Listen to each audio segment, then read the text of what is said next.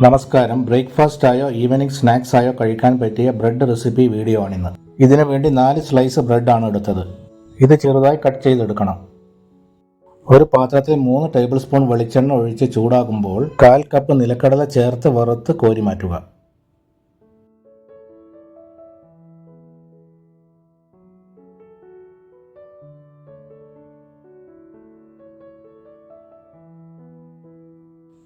ഇതേ എണ്ണയിലേക്ക് 1/2 ടീസ്പൂൺ കടുകും 1 ടീസ്പൂൺ ഉഴുന്നുപരിപ്പും ചേർത്ത് പൊട്ടിക്കുക.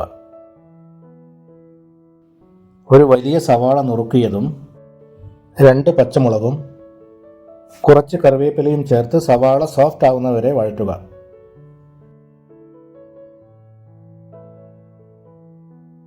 സവാള നന്നായി കുക്കായിട്ടുണ്ട്.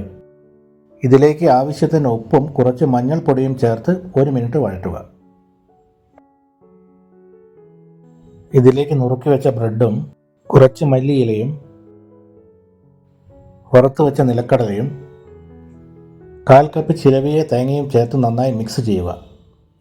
രുചികരമായ ബ്രെഡ് ഉപ്പുമാവ് വളരെ എളുപ്പത്തിൽ തന്നെ ചെയ്തെടുക്കാം.